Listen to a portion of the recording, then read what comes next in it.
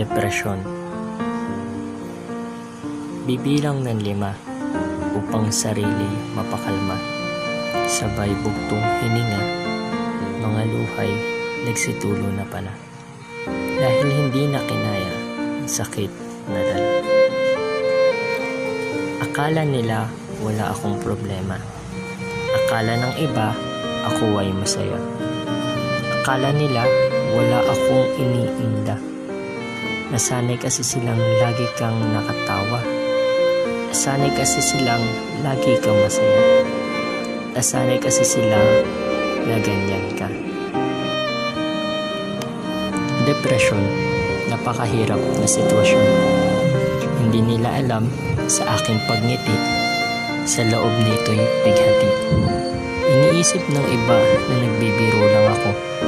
Iniisip nila na hindi ito totoo. Pero hindi nila alam, unti-unti na akong pinapatay nito. Dinadaan ko na lang sa pagtawa upang ang iba'y mapasaya. Ngunit sa kabilang banda, may mga salitang nagnanais na ako naman sana. Nagtatago sa bawat ngiti sa labi ko. Isang damakmak na problemang pasan-pasan ko. Sa kabila ng aking pagtawa, may lungkot na dinarama. Ginawa ko naman ang lahat. Ngunit bakit hindi pa rin sapat? Di ba nila nakikita? O ayaw lang talaga nila bigyang halaga? Siguro nga talagang walang nagmamahal sa akin. Dahil walang umiintindi sa aking pag-inda. Lunod na ako sa kalungkutan. Labis-labis na akong nahihirapan. Puso ko'y hirap na. Ayoko nang magpanggap pa. Magpanggap na masaya ako sa harap ng iba. Dahil ang totoo, di ko na kaya.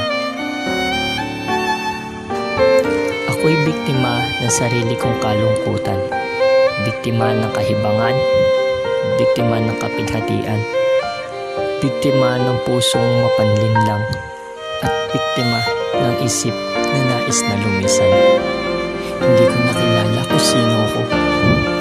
Hindi ko nakilala ang sarili ko.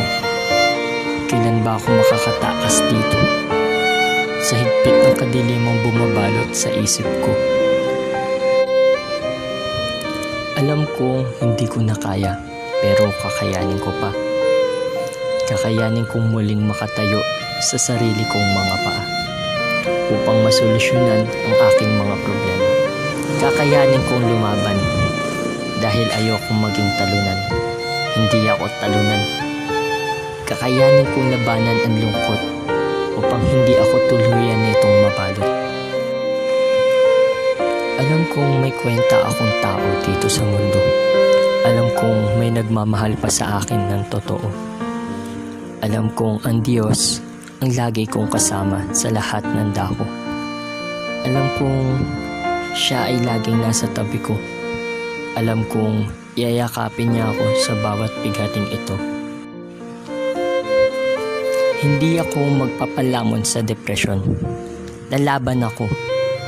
Kahit problema ay kasing lakas ng alon. Lilipas din ang pighati ng kahapon.